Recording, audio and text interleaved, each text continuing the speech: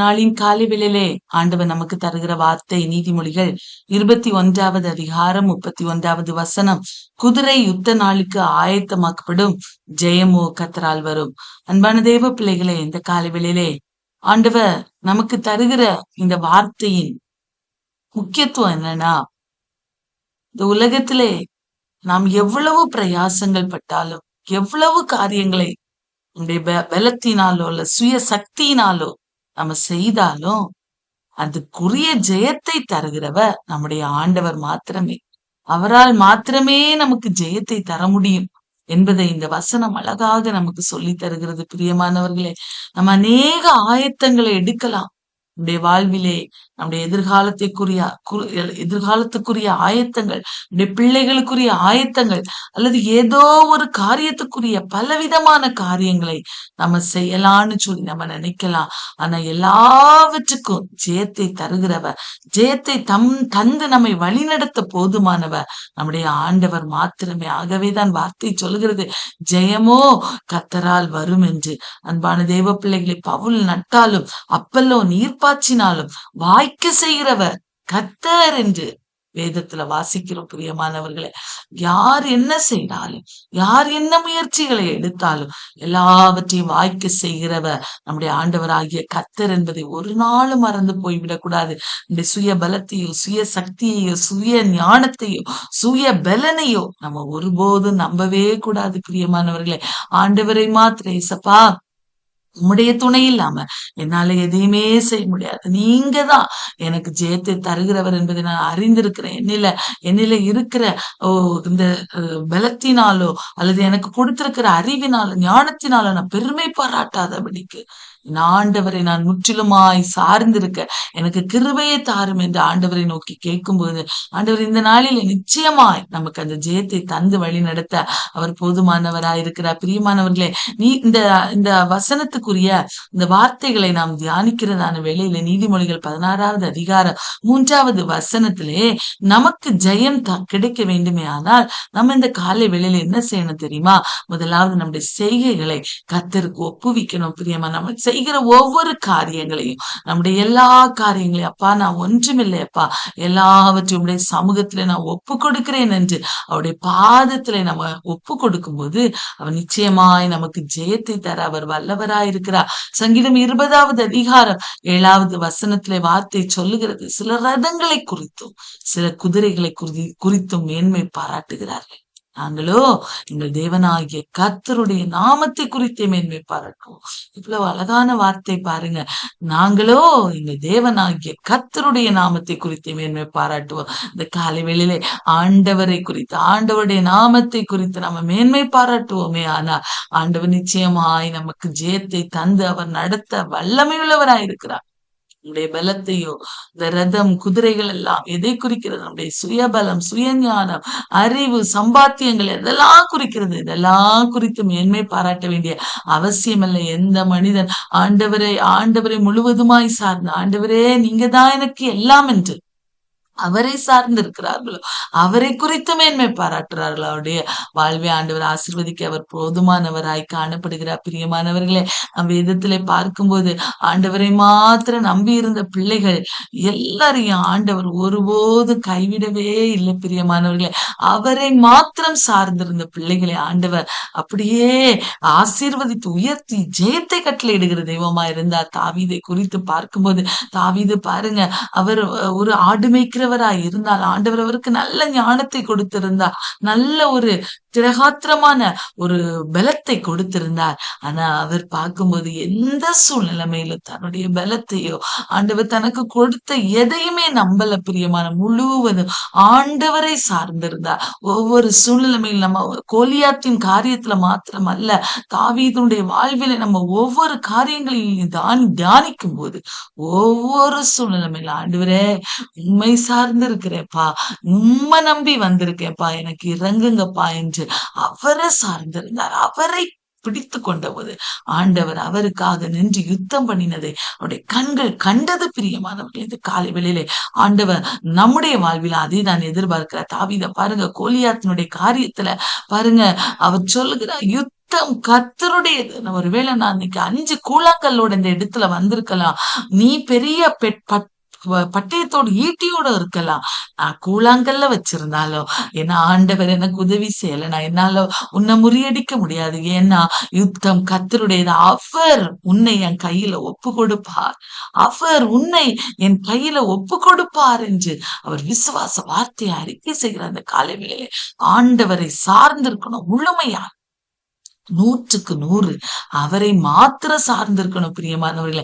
அதை ஆண்டவர் இந்த காலை வேளையில எதிர்பார்க்கிறார். யோசபாத் ராஜாவை குறித்து நம்ம எல்லாருக்கும் தெரியும். 2 நாளாகமத்தின் புஸ்தகம் 20வது அதிகாரத்துல யூதாவிலே ஆண்டவருக்கு பிரியமான ஒரு ராஜாவாக வாழ்ந்தவர் தான் இந்த யோசபாத் ராஜா. ஒரு நாளிலே மோவாபியரும் அம்மோனியரும் இஸ்ரவேல் யூதா புத்திரர்களுக்கு விரோதமாய், யூதா ஜனங்களுக்கு விரோதமாய் படையெடுத்து வந்தபோது அந்த ராஜா பாருங்க, அந்த புது ஆலயத்து முகப்பிலே நின்று எல்லா ஜனங்களையும் வரவழைத்து ஆண்டவரை தேடும்படியாய், அவரிடத்துல சகாயத்தை தேடும்படியாய் கூட்டம் கூடினார்கள் என்று வேதம் சொல்லுகிறது. இந்த அதிகாரத்துல நாம் வாசிக்கும் போது தெரிந்து கொள்ளலாம்.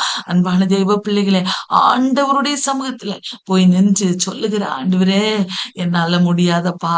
அவர் சொல்றத பாருங்க, எங்கள் தேவனே அவர்களை நீ நியாயம் தீர்க்க மாட்டீரா, எங்களுக்கு விரோதமாய் ஏராளமாய் வந்திருக்கிறாங்கப்பா, அவர்களுக்கு முன்பதாக நிற்க எனக்கு பலன் இல்லை, நாங்கள் செய்வது இன்னதென்று எங்களுக்கு தெரியவில்லை. ஆண்டவரே எங்களுடைய கண்கள் உண்மையே நோக்கி இருக்கிறது, எங்களுடைய கண்கள் உண்மையே நோக்கி இருக்கிறது ஆண்டவரே என்று சொல்லி முழுவதும், அவர் ஒரு ராஜா தான், அவருக்கு சேனைகள் இருந்திருக்கலாம், பட்டயங்கள் ஈட்டிகள் பெரிய காரியங்கள் எல்லாம் அவருக்கு இருந்திருக்கலாம். ஆனா எதையுமே நம்பல. ஆண்டவரை உண்மை சார்ந்து உம்முடைய சமூகத்துல வந்து நிற்கிறோம். ஆண்டவரே என் கண்கள் எல்லாம் உண்மையே நோக்கி இருக்கிறது என்று சொல்லுகிறதை பார்க்கிறோம். பிரியமானவர்களே, அன்பான தெய்வ பிள்ளைகளே, அவர்களுக்கு கிடைத்த வார்த்தை என்ன தெரியுமா? இந்த யுத்தம் உங்களுடையது அல்ல, இந்த யுத்தம் கர்த்தருடையது. நீங்க பயப்படாமலும் கலங்காமலும் இருங்க, கர்த்தர் உங்களுக்காக யுத்தம் செய்வதை இந்த நாளிலே காண்பீர்கள் என்று ஆண்டவர் தீர்க்கதரிசியின் மூலமாய் வார்த்தையை சொன்னபடியே செய்தார். அந்த ஏராளமான ஜனங்களை யோசபாத்தினுடைய கையிலே, அந்த ஜனங்களுடைய கையிலே ஆண்டவர் ஒப்பு கொடுத்தா. அன்பான தேவ பிள்ளைகளை, இந்த காலை வெளியில ஜெயத்தை தருகிறவர் நம்முடைய ஆண்டவர் மாத்திரமே. அன்பான தேவ பிள்ளைகளை, இதை நாம் ஒரு போதும் மறக்கவே கூடாது. ஆண்டவர் தான் ஜெயத்தை தருகிறவர். என்னுடைய பலமோ சுயமோ சக்தியோ எதுவோ பணமோ அதிகார பலமோ எனக்கு கொடுத்திருக்கிற ஆசீர்வாதம் எதுவும் இல்லை. என் ஆண்டவர் என்னோடு இருந்தானா எதையும் நான் முறியடித்திடலாம். உம்மாலே நான் ஒரு சேனைக்குள் பாய்வேன், என் தேவனாலே ஒரு மதிலை தாண்டுவேன் என்று சங்கீதத்துல வாசிக்கிறோம் அல்லவா? அவர் மாத்திரம் நம்மோட இருந்த எவ்வளவு பெரிய காரியங்களையும் நம்மால செய்ய முடியும். பிரியமானவர்களே, நமக்கு இன்னொரு பெரிய எக்ஸாம்பிள் பாருங்க, கிதியோனை குறித்து நம்ம எல்லாருக்கும் தெரியும். நியாயாதிபதிகள் 7வது அதிகாரத்தை தியானிக்கும் போது பாருங்க, ஒரு நாளில பயந்து போய் மீதியானியர்களுடைய கையில் இருந்து தன்னுடைய கோதுமையை பாதுகாப்பதற்காக தன்னுடைய ஆலையின் அருகாமையிலே அதை போட்டு அவன் ஆயத்தம் பண்ணி கொண்டிருக்கிற போது கர்த்தருடைய தூதன் அங்கே கடந்து சென்று கிதியோனை பார்த்து சொன்ன வார்த்தை என்ன தெரியுமா? பராக்கிரமசாலியே, கர்த்தரோடு இருக்கிறார். ஆனா அந்த கிதியோன் என்ன பயந்து போய் நின்று அவனை பார்த்து ஆண்டவர் சொல்ற பாருங்க, ஆண்டவர் நம்மை திட்டப்படுத்துகிறவர். ஒருவேளை சோர்ந்து போய் என்னால முடியாதுன்னு நினைக்கிற நேரத்துல நம்ம பார்த்து ஆண்டவர் எப்படி தெரியுமா அழைக்கிறா? பராக்கிரமசாலியே, கர்த்தர் உன்னோடு இருக்கிறார். கிதியோனுக்கு அந்த வார்த்தை சொல்லப்பட்டது. பிரியமானவர்களே, அவர் சொல்றாரு, கிதியோன் அந்த வார்த்தைகளை கேட்ட போது, எப்படி ஆண்டவரே, எப்படி நான் மீதியானியரை நான் இஸ்ரவேலுடைய கையில் இருந்து நீங்களாக்கி மீதியானியருடைய கையில் இருந்து நீங்களாக்குவேன் ஆண்டவரே என்று சொல்லி அவன் கேட்டபோது ஆண்டவர் சொல்ற, நான் உன்னோடு இருப்பேன். ஒரு மனுஷனை நீ முறியடிப்பதை போல மீதியானியரை முறியடிப்பா என்று ஆண்டவர் அவனுக்கு வார்த்தையை கொடுத்தார். ஒரு பலன், தெய்வீக பலன் கிதியோனுக்கு கிடைத்தது. பிரியமானவர்களே, பாருங்க, வெறும் இந்த அதிகாரத்துல நீங்க முடிந்தா வீட்டுல சென்று வாசிங்க. அவர் பாருங்க, ஒரு பானை 300 பேர் அவன் தெரிந்தெடுத்து வெறும் பானையும் ஒரு எக்காலத்தையும் பானைக்குள்ள வைக்கிற ஒரு தீவட்டியை மாத்திரம் கொடுத்து, இந்த 3ஐயும் கொடுத்து அந்த படைகளை, அவனுக்கு விரோதமாய் ஏராளமாய் பெருகி இருந்த ஜனங்களை ஆண்டவர் முறியடிக்கும்படி செய்தார். அவன் கிதியோன் அந்த எல்லா 300 படை மக்களுக்கும் வீரர்களுக்கு அவன் சொன்னது என்ன தெரியுமா? நான் எக்காலத்தை ஊதும் போது நீங்களும் எக்காலத்தை ஊதணும். ஊதும் போது என்ன சொல்லணும் தெரியுமா? கர்த்தருடைய பட்டயம், கிதியோனின் பட்டயம் என்று சொல்லணும்.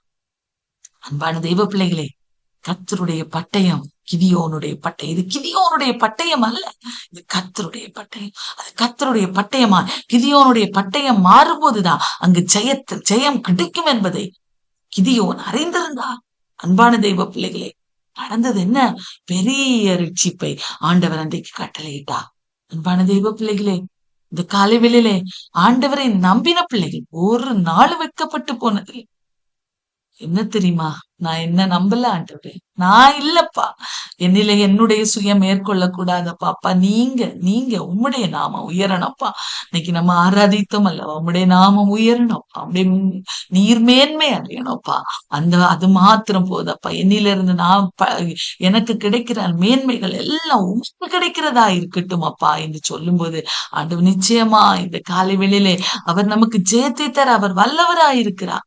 1 கொரிந்தியர் 15வது அதிகாரம் 57வது வசனத்திலே நம்முடைய கர்த்தராகிய இயேசு கிறிஸ்துவினாலே நமக்கு ஜெயம் கொடுக்கிற தேவனுக்கு ஸ்தோத்திரம். அந்த காலை வேளையிலே அவர் ஜெயம் கொடுக்கிற தெய்வமாய் நம்ம மத்தியிலே உலாவி கொண்டிருக்கிறார். கிதியோனுக்கு ஜெயத்தை கொடுத்தவர், தாவீதுக்கு ஜெயத்தை கொடுத்தவர், யோசபாத்துக்கு ஜெயத்தை கொடுத்தவர், நமக்கும் ஜெயத்தை தருவார். எப்பொழுது என்றால் அவரை முழுவதுமாய் சார்ந்திருக்கும் போது. இந்த நாளிலே முழுவதுமாய் நம்முடைய இருதயத்தை அவரிடத்துல ஒப்படைத்து முழுவதுமாய் அவரை சார்ந்திருப்போம். ஆண்டவர் நிச்சயமாய் நம்முடைய வாழ்விலே பெரிய காரியங்களை செய்து நம்மை வழி நடத்துவா.